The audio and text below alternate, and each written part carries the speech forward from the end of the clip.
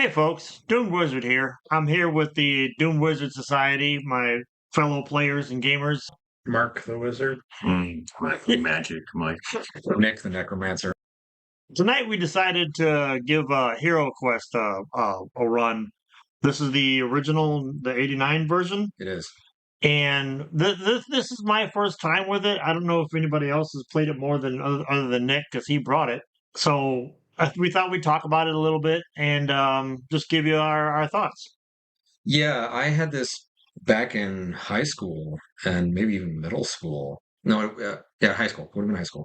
And kind of forgot about it until I was in the Griffin, Mhm. one of our favorite stores, Yeah. and they had a nearly complete set for sale, original set for not a lot of money at all. I was surprised. And came up and bought it, and he said, "Oh, you found the original one." And that's when he told me that they'd re-released this in 2021 Mm-hmm. with like an expanded set, more characters, um, different monsters, and there have since been a lot of expansion sets and adventure sets that you can now do with it. But yeah, I remember when I was just in high school, I thought like one of the figures are really cool, Mm-hmm. and I just love the idea of how they combine board game with role playing. Yes. And it's not a lot of role playing for sure, but like the way they blended the two together was pretty clever. Mm-hmm. Yeah, it's like a very watered down role playing game, like a Dungeons and Dragons type of, kind of like the game Dungeon Mm-hmm. Mm-hmm. Mm-hmm. in a way, except this one is interesting in that it has different scenarios Yeah. where the map can be laid out in different ways depending on what. Yeah, it's almost like a three-dimensional dungeon game. And there are different characters that have statistics, kind of like simplified Mm-hmm. character sheet. I mean, yeah, you don't really role play, but I suppose you could Mm-hmm. if you really wanted to get into it. Well, if I remember right, this was a game that was kind of supposed to bridge the gap, but between board games and RPGs. But I could be wrong. What does our historian have to say about the history of HeroQuest? I almost said dungeon. Well, we've already covered when it was created. Yeah. So yeah, there's a group of characters are going on a quest set by Zargon, who was sort of the dungeon master. Right. A couple guys from Games Workshop, they moved to Milton Bradley, Mm-hmm. and they wanted to develop a fantasy genre game with Milton Bradley, but the Milton Bradley company said you could do that if you keep the game simple. Mm-hmm. And so that's why they went ahead and kept it as simple as it is with the board game. And so, but they wanted to make sure they had miniatures and a board, and so they kept it very simple with the number of characters you could play, and the types of monsters you could fight. But there was lots of detail as far as like the names of things when you go on the quest. So I think that made it interesting. Yeah. For me, it's between the dungeon game and D&D. So like you already said, it's a three-dimensional. Yeah. That's my favorite part of it. Yeah. Is that the game? They figured out a way to show you how D&D works, and because you don't know, you come to a room, there's a door, you're opening the door, you don't know what's in there, and then you walk in, and then suddenly everything's in there. So, and more complicated than the regular dungeon game, which only had typically a monster, with a treasure. But I love the dungeon. I love the dungeon game. Yeah, the dungeon game is very good. Yeah, but I like this. I think you can role play a little bit. I mean, we've played this, 3 or 4 times now?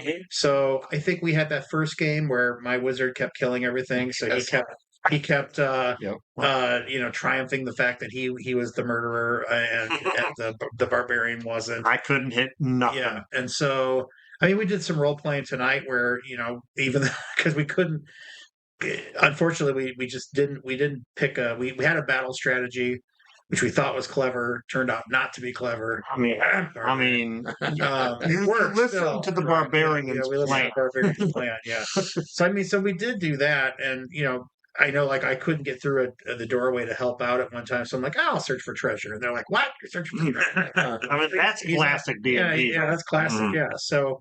I think there's some role playing, but for me, the figures are cool looking.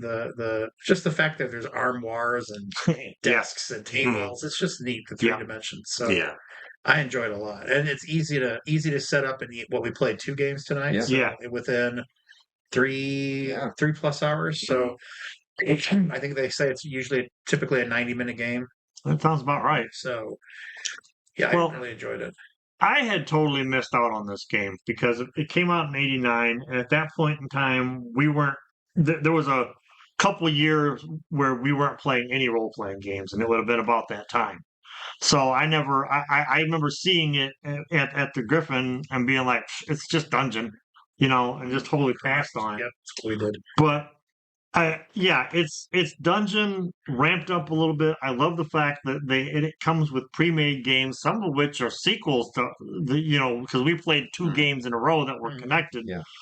And it got me wondering. It's like I'm sure someone has done this, but you could very easily just if you were in a pinch for like a game and you happen to have this game, just whip out one of the take one of the scenarios that it comes with, draw your map out based on this, Yeah.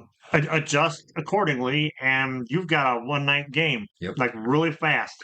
Right, because you could add a town where they came into town. You could have the characters roll up their regular characters. Yeah, this could be a one night For sure. Yeah. with miniatures. Yeah, with built-in miniatures, so you don't have to like make little cardboard standees or go shopping around.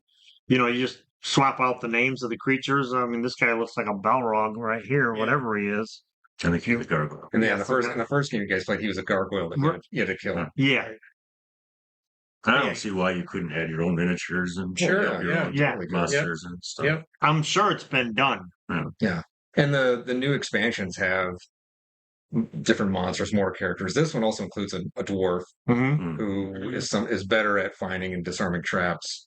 But yeah, I think the new editions have paladin and a warlock and some other stuff like that. Cool.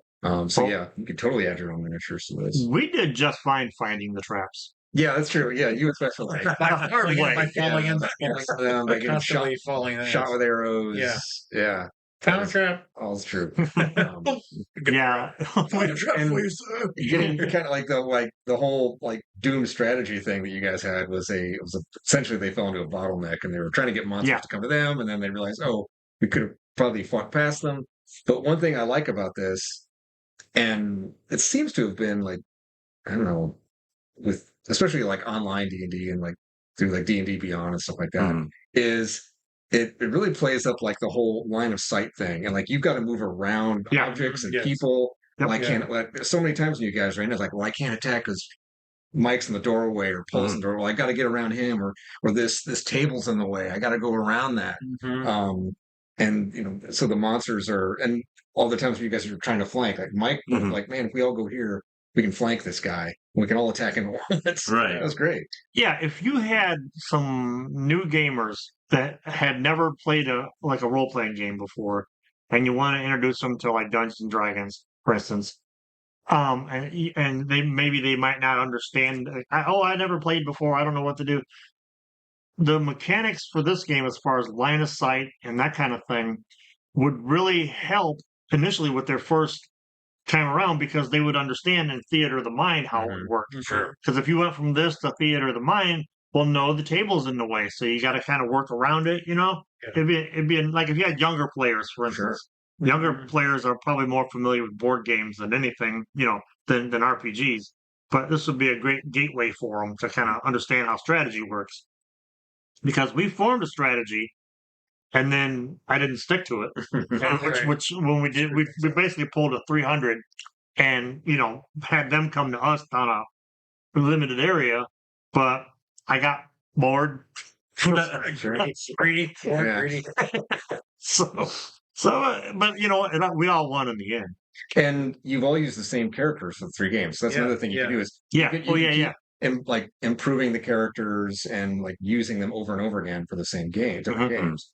Right, because we were both able to have weapons now that we can fight with diagonal. Right, so by earning some money on the past couple of quests, we're able to improve our weapons, and so that's like classic D&D. Yeah, I do like the idea with this game where the cost of new equipment is pretty high. The reward for doing a quest isn't so much. So you're not loading up your character, to go in again and just, slaughter everything in sight.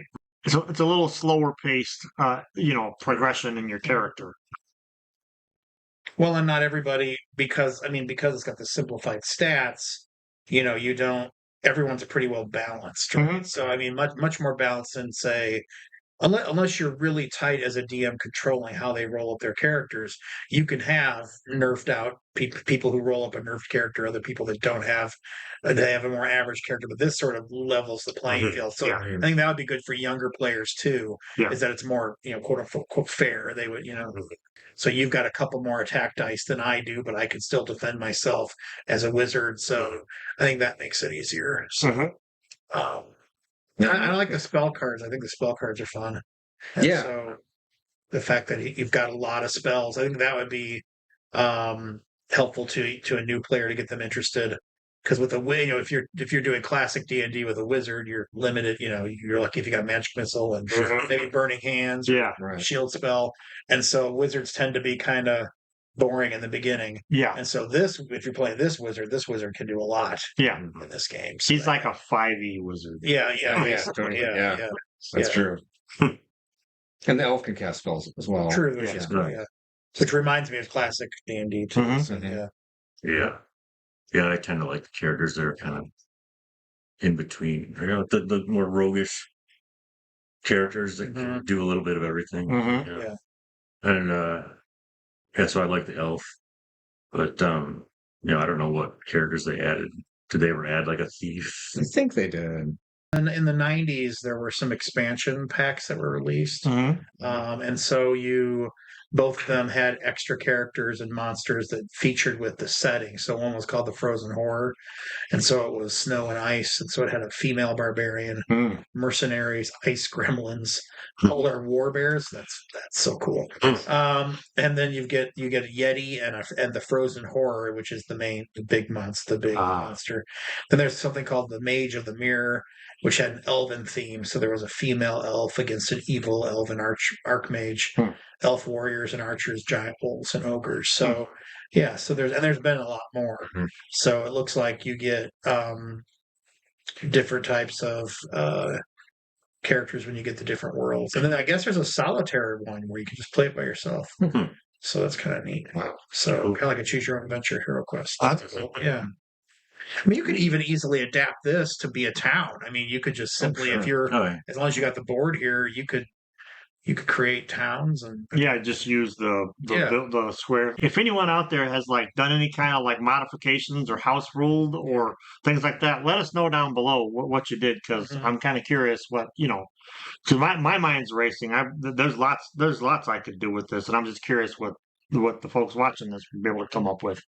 I think it saved us tonight. So here we are. It's Svengoolie night normally for us. It was Dr. Fives Rises, and we just weren't a big fan of the first fives, and I've seen the second fives. So, but there just wasn't enough time for anybody to come up with a full game. Yeah, and so this filled a whole. Two of these filled a whole evening, and it was fun. And so I think it's kind of like a nice backup. Palette cleanser. There you go. You can between different game systems. You could use this as a palette cleanser, or like I said, you could use it as a springboard.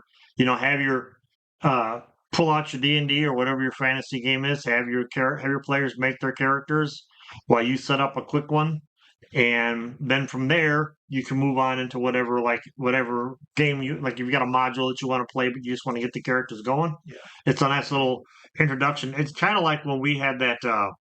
We had the drinking, the fantasy drinking game that I would let the players. I would set a timer. They would play this drinking game, and depending on how drunk they got, they ended up having penalties on their attack rolls and stuff. Okay. So it was kind of a way to bring in a different game into the system. You could very easily use this as the springboard adventure. I also think what I like about this better than Dungeon is a adversarial game, so you're playing against the other characters, to try to earn the money first. And I won't spoil it for new people, but if you played the Dungeon game long enough, you know exactly which character to play and which pattern to go in to make the most gold as possible to get back to the center. So one of my brothers has mastered that, and so if you end up just because you're interested, if you end up playing a wizard, you're probably not going to win. So once you figure that out, it's not as fun of a game. So Yeah. we've actually altered it sometimes where we are cooperating together to just clear the whole dungeon. Right. And so, yes, this is actually, this is actually a cooperative game that I Mhm. like a lot better. You're like one of those people that learns all the patterns in Pac-Man and That's right. sits there and just. Am I? Maybe. Maybe. I don't know, I never. I guess Or- I didn't play or- Dungeon enough to. Or if it's from playing Risk all those years, because Okay. in Risk you gotta grab Australia and then Right. nuke Siam, and then you're golden. And so you just gotta know. But Yeah. another thing this has that Dungeon doesn't have is, like you were saying, the strategy of using the stuff in the room to your advantage or Mhm. disadvantage. Hiding behind stuff so the monsters can't get you, or hiding in the door so only so many can get to you. Mhm. Things like that, which I mean, you can do in any role playing game, but Right. if you're using theater of the mind, it's a little bit harder to.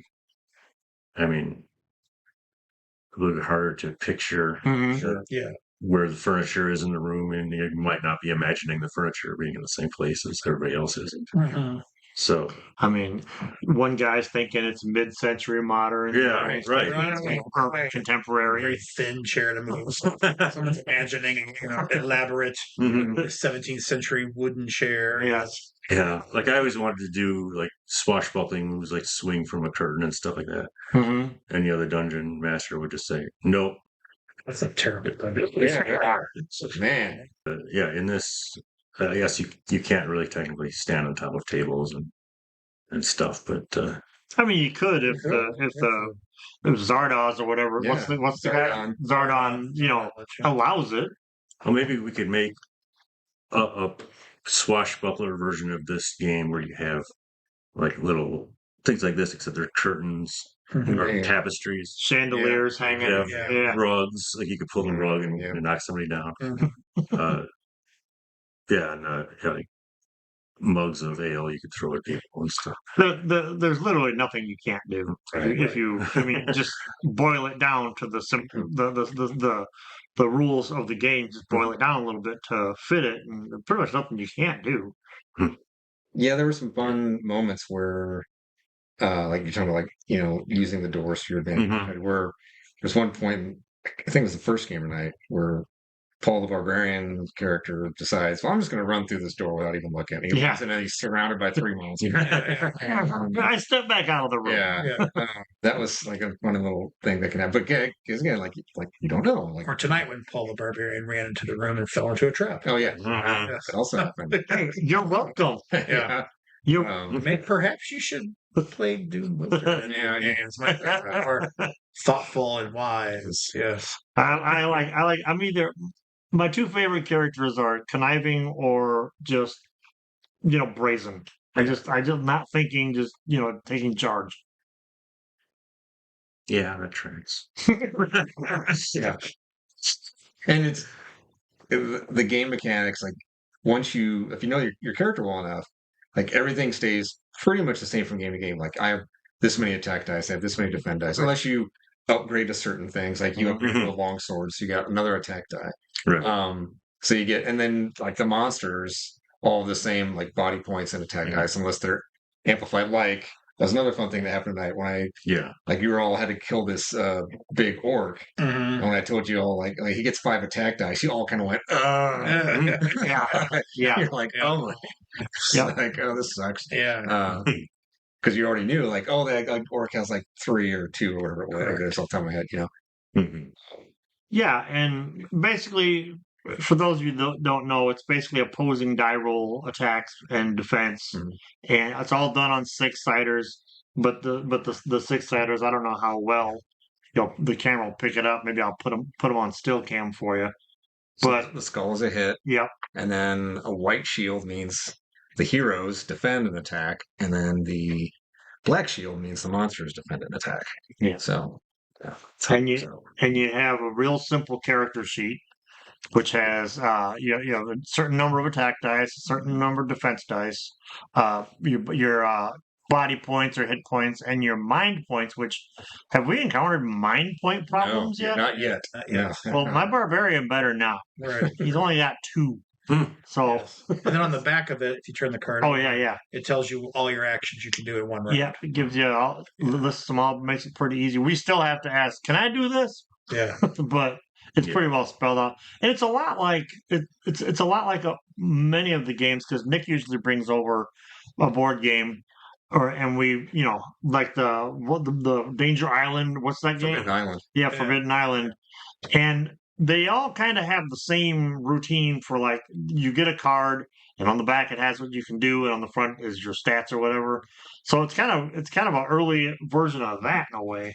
Yeah, and it's fun to watch like who brings out which spells at which time. Mhm. That's fun Mhm. from my perspective. It's like, oh, so he's going to throw what, and how Mhm. you guys figured out, using different spells for different purposes. Correct. Mhm. That came in pretty handy. Like Yeah, when I passed through the you wall. pass through the wall, Pass like through we the were able wall, to fight a yeah. monster much faster. Yeah. That was pretty cool. Yep. Um, and then using the potions strategically, you guys have figured out that pretty well.